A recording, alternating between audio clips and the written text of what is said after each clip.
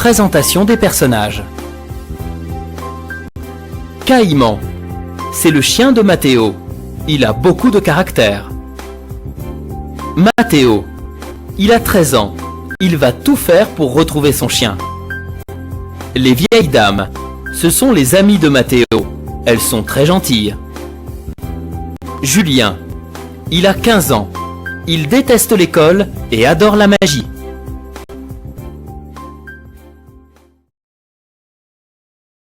Chapitre 1. Un chien disparaît. Aujourd'hui, c'est une belle journée d'octobre. Le ciel est bleu, l'air est chaud. C'est une belle journée pour courir au bord du canal, jouer avec les feuilles qui tombent des arbres et faire peur aux canards qui avancent les uns derrière les autres. Oui, vraiment, c'est une belle journée pour sortir. Pense Caïman. Caïman est un chien, un fox terrier. Et comme tous les chiens, Caïman pense. Mais pour un chien, penser est inutile, parce que c'est le maître qui décide. Et le maître de Caïman, Mathéo, est au collège. Encore une belle journée perdue. Soupire Caïman. Ah, Caïman se sent abandonné. Toute la semaine, Mathéo est au collège et Caïman dans le jardin. Toute la semaine, la maison est vide. Le père de Mathéo travaille, la mère de Mathéo travaille, et Camille, la sœur de Mathéo, est à l'université et elle n'habite pas à la maison. Ah, ces familles modernes, Pense Caïman. Caïman est un chien conservateur. Il préfère les familles traditionnelles parce que, dans les familles traditionnelles, le père promène le chien, la mère donne à manger au chien, et surtout, les enfants jouent avec le chien. Oui, mais voilà, un chien ne choisit pas sa famille, c'est la famille qui choisit le chien. Ce matin, Caïman est de très mauvaise humeur. Il déteste cette famille qui ne s'occupe pas de lui. Il court dans toutes les directions et fait pipi sur les fleurs. Subitement, il voit que la petite porte du jardin est ouverte et il a une idée terrible. adieu, famille sans cœur. Si vous m'aimez, trouvez-moi.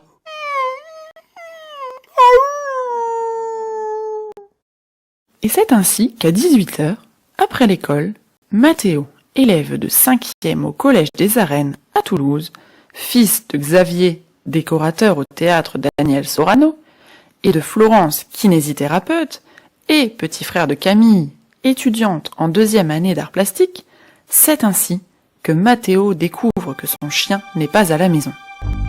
D'abord, Mathéo pense à un voleur de chiens, à cause de la porte du jardin qui est ouverte.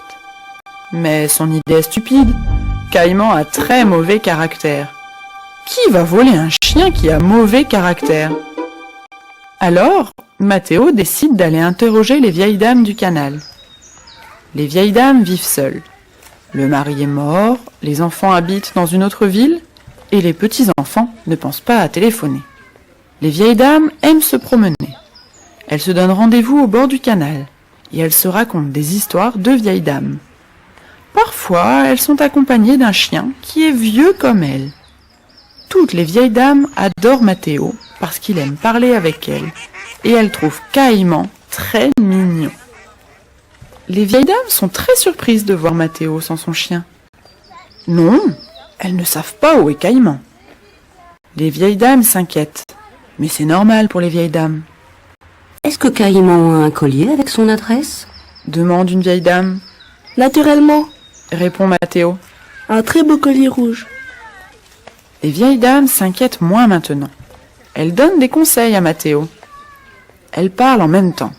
Elles disent qu'elles vont observer le canal tous les jours, Et la nuit aussi. dit Sophie, une vieille dame qui a des insomnies. Elles disent qu'il faut appeler tous les laboratoires parce qu'ils font des expériences avec les animaux, En particulier les laboratoires de cosmétiques. dit Annette, qui est très coquette. Et aussi les cirques, parce que les fox terriers sont très intelligents. Il y a beaucoup de fox terriers dans les cirques. Dit Françoise, qui va parfois au cirque avec ses petits-enfants. Les vieilles dames ont toujours des idées, Et la SPA, n'oubliez pas la SPA. dit Robert. Le chien de Robert vient de la SPA. Les vieilles dames ont une grande expérience. Mais surtout, va au commissariat de police. Répètent toutes les vieilles dames, Mais le commissariat, c'est pour les personnes. répond Mathéo. Les personnes, les enfants, les animaux, Les objets. le commissariat, c'est pour tout le monde. Disent les vieilles dames. Et c'est ainsi que Mathéo, un soir d'octobre, décide d'aller au commissariat le lendemain matin pour déclarer la disparition de son chien. Chapitre 2. Avis de recherche. Mathéo dort très mal cette nuit-là. Il imagine le pire pour Caïman. Il se sent coupable aussi. C'est vrai qu'il n'a pas beaucoup de temps pour s'occuper de son chien. Son seul jour de libre, c'est le dimanche. Et le dimanche, il doit ranger sa chambre et aider sa mère. Maintenant que Camille est à l'université, il a beaucoup de travail à la maison, Caïman préfère vivre seul, c'est sûr. pense Mathéo dans son lit. Au commissariat, Mathéo n'attend pas longtemps. Les enfants qui viennent seuls dans un commissariat, ce n'est pas habituel. Une femme avec un uniforme de policier s'approche. Tu cherches tes parents? Non, je cherche mon chien. C'est un fox terrier. Il s'appelle Caïman. La femme policier rit. C'est un nom très spécial pour un chien. Parce que Caïman a une très grande bouche. Quand il n'est pas content, il montre les dents. C'est très impressionnant, vous savez. Comme la bouche d'un crocodile alors? Demande la femme policier. Exactement. C'est pour ça qu'il s'appelle Caïman. Ah, les adultes, Soupire Mathéo. ils n'ont pas beaucoup d'imagination. Il faut toujours tout expliquer. Et ton chien, il est comment? À part sa mâchoire très impressionnante. Il est blanc, avec des taches marron. Il a aussi un collier rouge, avec son nom et le numéro de téléphone de la maison. La femme policier écrit toutes les informations dans un grand cahier. Et Mathéo regarde les photos qui sont sur le mur derrière la dame. Ce sont des photos de personnes disparues. Il y a des photos de personnes âgées et des photos d'enfants, Il n'y a pas de photo de chien. pense Mathéo. Brusquement, une photo attire son attention. C'est la photo d'un garçon avec des cheveux bruns, des yeux verts et une petite cicatrice au menton. Son visage est très triste. Le garçon s'appelle Julien. Il a 15 ans et il a disparu depuis une semaine. Mathéo est sûr. Il connaît ce visage. Il connaît ce garçon. Toutes ces informations sont écrites sous la photo. Il y a aussi le numéro de téléphone des parents. Mathéo cherche dans sa mémoire. Pourquoi est-ce qu'il est sûr de connaître Julien? Ce n'est pas un garçon de sa classe. Il est trop vieux, il a 15 ans. Presque tous les élèves de la classe de Mathéo ont 13 ans. Mathéo aussi a 13 ans. Ce n'est pas un copain de sa sœur, impossible. Camille est vieille, elle a 20 ans. Et tous les copains de Camille ont le même âge qu'elle. Bon, si on retrouve ton chien, j'appelle chez toi. Mathéo n'entend pas la femme policier. Il est très concentré sur la photo. C'est d'accord? J'appelle chez toi? Dites, madame, quand un enfant disparaît, les policiers le retrouvent? Bien sûr, c'est le travail des policiers de retrouver les personnes. Tu dis ça à cause de la photo de Julien? On va retrouver ce garçon. Ton chien aussi, ne t'inquiète pas. Je t'appelle quand j'ai une information. Sur le chemin du collège, Mathéo continue à chercher dans sa mémoire. Mathéo a une très bonne mémoire. Pour s'entraîner, il apprend des choses inutiles. Par exemple, des numéros de téléphone, des noms de rues, des noms d'acteurs de cinéma. Et puis, il lit une fois ses leçons et il les sait. Alors, pour le garçon du commissariat, il est sûr que, ça y est, il se souvient. L'autre jour, au supermarché, avec son père. Au feu rouge, quand les voitures s'arrêtent, il y a toujours des jeunes qui veulent laver les vitres des voitures. Et l'autre jour, pas de doute, Mathéo est sûr. Le laveur de vitres, c'est le garçon du commissariat. Quelle histoire! Mathéo a 13 ans, Mais il sait très bien que les policiers ne retrouvent pas toujours les personnes quand elles disparaissent, ni les chiens. Et c'est ainsi que Matteo, après sa visite au commissariat, décide de retrouver Caïman, son chien, et Julien, le laveur de vitres.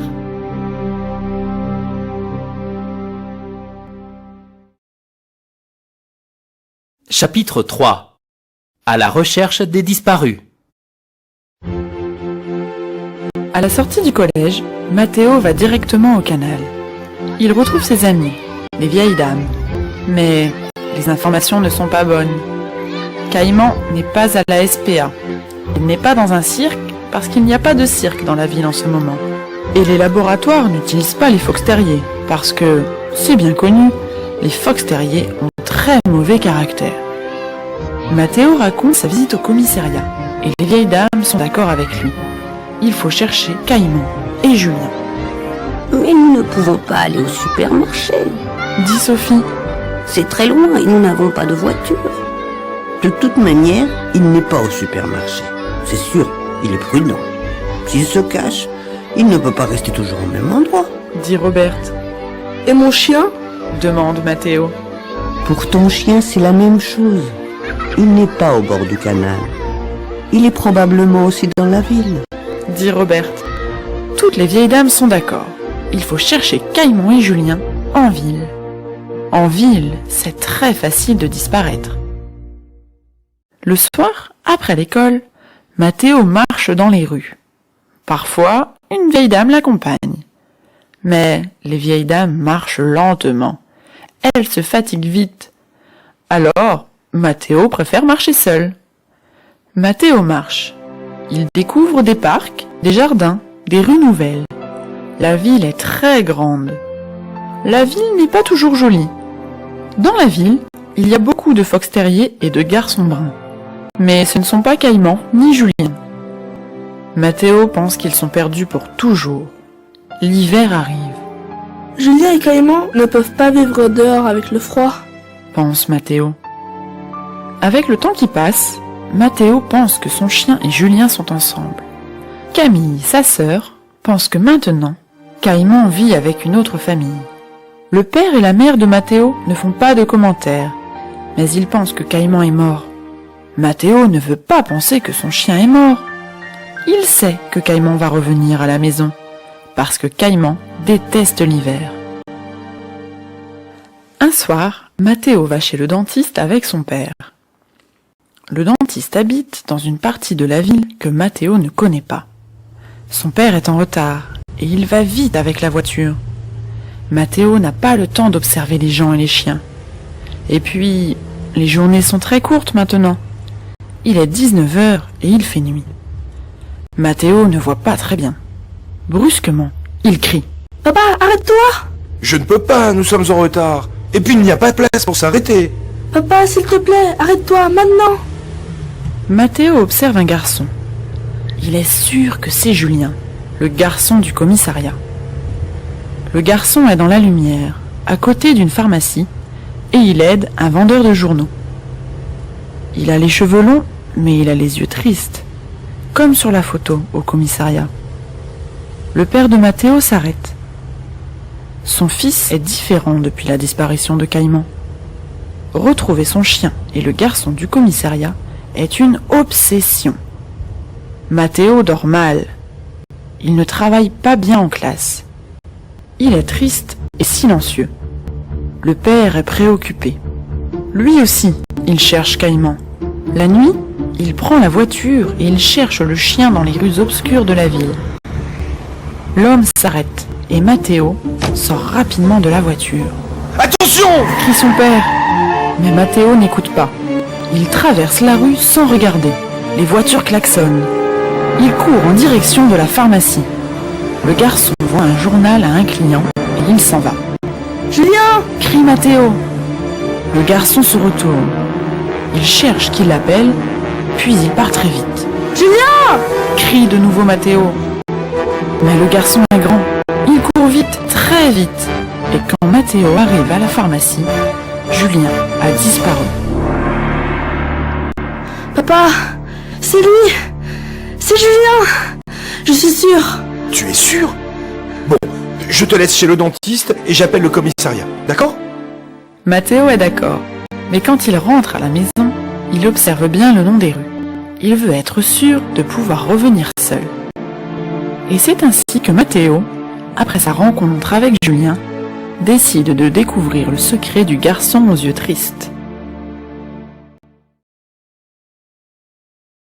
Chapitre 4. Le secret. Aujourd'hui, c'est le jour idéal pour mettre son projet à exécution. C'est dimanche et le dimanche, les gens sortent et achètent des croissants et le journal. Alors, Matteo se lève tôt. Il écrit un petit mot à ses parents, le met sur la table de la cuisine, puis il prend le bus pour aller à la pharmacie. Les suppositions de Matteo sont exactes. Quand le bus arrive, la première personne qu'il voit, c'est Julien. Le bus s'arrête. Matteo descend et il avance comme pour acheter le journal. Le garçon ne fait pas attention à lui. Il rend la monnaie à un client. Matteo regarde attentivement Julien. Pas de doute, c'est bien le garçon du commissariat. Ses yeux sont verts et la petite cicatrice au menton est très visible. Elle est très rouge avec le froid. Le garçon est maigre et pâle. Tu t'appelles Julien? Le garçon ne répond pas. Il y a ta photo au commissariat. Tes parents te cherchent. Ah oui? Eh bien, ils peuvent chercher. J'imagine qu'ils sont tristes. Laisse-moi tranquille. Et puis, tu es qui toi? Qu'est-ce que tu veux? Mais je ne veux rien. Je cherche mon chien. C'est comme ça que j'ai vu ta photo au commissariat. Alors, cherche ton chien et ne dis pas que tu me connais. Tu peux avoir confiance en moi. Je ne suis pas bavard. Mais dis-moi, pourquoi tu es parti? Bon, voilà. Mes parents veulent me mettre en pension. C'est dur. Mais pourquoi? J'ai des notes catastrophiques au lycée. Les études, ça ne m'intéresse pas. Qu'est-ce qui t'intéresse alors? La magie! Je veux être magicien! Il y a des magiciens dans ta famille? Mon père est prof de maths et ma mère prof de chimie. Quand je parle de magie, ils me disent « Monte dans ta chambre et pense à ton avenir ». Julien n'est pas tranquille. Il parle sans regarder Matteo. Il observe attentivement les personnes qui passent dans la rue. Il ne veut pas que ses parents ni la police le trouvent. Il a un plan. Il veut résister jusqu'en décembre. Mais l'hiver arrive. Il commence à faire froid. Il ne peut pas vivre dans la rue. Pourquoi tu ne vas pas au commissariat? Je connais une femme policier, elle est très gentille. Elle s'occupe de trouver les enfants disparus et les chiens. Si tu lui racontes ton histoire... Elle va immédiatement appeler mes parents. Et demain, je suis en pension. Mais tu ne peux pas continuer comme ça. Viens avec moi. Je sais où tu peux te cacher. C'est vrai? Où? J'habite à côté du canal. Parfait. C'est loin de chez moi. Tu t'appelles comment? Matteo. Alors Matteo, si tu m'aides, je t'aide à trouver ton chien. Julien ne sait pas pourquoi, mais il a confiance en Matteo. Matteo et Julien partent en direction du canal. Ils marchent et Julien explique son plan à Matteo. En décembre, il y a un grand cirque qui vient chaque année dans son quartier. Julien connaît le magicien. Tous les ans, il va voir son spectacle. C'est un spectacle magnifique. Julien va montrer au magicien les tours qu'il sait faire. Il va demander de partir avec le cirque. Julien est sûr que le magicien va accepter. Tu sais, en ce moment, j'apprends à subtiliser des objets. C'est quoi, subtiliser des objets? Regarde dans la poche droite de ta veste. Pourquoi? Regarde, tu vas comprendre. Les clés de la maison, elles ne sont pas dans ma poche. Normal, elles sont dans ma poche. Et mes tickets de bus? Ils sont dans mon autre poche. Et Julien donne les clés et les tickets de bus à Matteo. Il rit. C'est la première fois que Matteo voit Julien rire. Et c'est ainsi que Matteo, enchanté de connaître un authentique fugueur et un futur magicien, décide de demander de l'aide à ses amis, les vieilles dames. Chapitre 5. Les vieilles dames passent à l'attaque. Le dimanche, les vieilles dames vont au marché de fruits et légumes qui est sur le boulevard. Elles achètent des pommes, des bananes, 2 ou 3 tomates. Les vieilles dames ne mangent pas beaucoup. sauf Annette, qui est très sportive. Elles achètent aussi des fleurs, le journal pour les mots croisés et le programme de télévision. Puis, elles reviennent lentement par le canal. Au canal, elles s'assoient sur les bancs et elles parlent avant d'aller manger. Elles sont toutes les quatre là quand Mathéo et Julien arrivent. Mathéo fait les présentations et il raconte l'histoire extraordinaire de Julien. Magicien, c'est un joli métier. Dit Sophie. Oui, mais il faut avoir du talent. Dit Robert. Oh, mais Julien est très fort. Dit Mathéo. Julien, montre les tours que tu sais faire. Tu sais, la subtilisation d'objets. La subtilisation. Dit Julien avec un sourire. Attention, mesdames! Vérifiez si vous avez toutes vos affaires personnelles. Les vieilles dames vérifient si elles ont tout. Mon porte-monnaie! Crient Robert et Françoise en même temps. Voici le porte-monnaie de Robert. C'est le noir, n'est-ce pas? Et le porte-monnaie de Françoise. C'est le marron? Et mon foulard? Demande Annette. Où est mon foulard? Mais le voici! Dit Julien. Et dans ses mains, il y a une magnifique fleur rouge. Mais toutes les vieilles dames devinent que c'est le foulard d'Annette. Les vieilles dames applaudissent. Elles s'amusent beaucoup. Mathéo et Julien aussi. Cet enfant est très doué. Dit Robert. Bon, qu'est-ce que nous faisons? D'abord, il faut cacher Julien. Répond Sophie. C'est évident. Mathéo est content. Les vieilles dames sont merveilleuses et elles ont toujours des idées fantastiques. Chez moi. Dit Annette. Ou chez moi. Il peut dormir dans la chambre de mes petits-enfants. Dit Françoise. Vous êtes complètement irresponsable. Dit Robert. Cet enfant a des parents. Ne l'oubliez pas. Et ils sont sûrement désespérés. Attends. Continue Sophie. Nous allons parler avec eux, bien sûr. Julien n'est pas d'accord. Il connaît bien ses parents. Ils sont inflexibles. Ne t'inquiète pas. Les grands-mères savent parler aux parents. Dit Annette. Et il faut aussi aller au commissariat. Dit Robert. Julien ne veut pas. Aller au commissariat, c'est partir en pension. Non, Julien, les policiers ne peuvent pas te mettre en pension. Explique Robert avec calme. Mais Julien résiste. Il ne veut pas aller au commissariat. Il préfère se cacher chez Françoise et attendre le résultat de la conversation des vieilles dames avec ses parents. Bon, il faut s'organiser. Dit Robert. Voici le plan. 1, on cache Julien. 2, on parle avec ses parents. 3, on va voir le commissaire. Alors, qui fait quoi? Demande Françoise. Eh bien, toi, tu caches Julien. Sophie va au commissariat et Annette et moi, on s'occupe des parents. Dit Robert. Sophie n'est pas d'accord. Elle n'aime pas les commissariats. Il faut toujours attendre pendant des heures. Surtout les vieilles dames. Et puis, Sophie aime l'action. Bon, d'accord. Dit Robert. C'est moi qui vais au commissariat. Toutes les vieilles dames sont enfin d'accord. Mathéo et Julien aussi. Julien donne son adresse. Il est inquiet. S'il vous plaît, ne dites pas immédiatement à mes parents où je suis. Bon, tout le monde à la maison. Dit Robert. Une dure journée nous attend. Demain, rendez-vous à midi chez Françoise. Et toi, Julien, mange. Tu es maigre à faire peur. Les magiciens mangent aussi. Avant de partir, les vieilles dames donnent une tomate, une banane et une pomme à Françoise pour le repas de Julien. Et c'est ainsi que Julien, ancien fugueur et futur magicien, décide de faire confiance aux vieilles dames et part se cacher chez Françoise. Chapitre 6. Tout est bien qui finit bien. Tôt ce lundi matin, deux vieilles dames, assises sur un banc, attendent tranquillement devant une maison.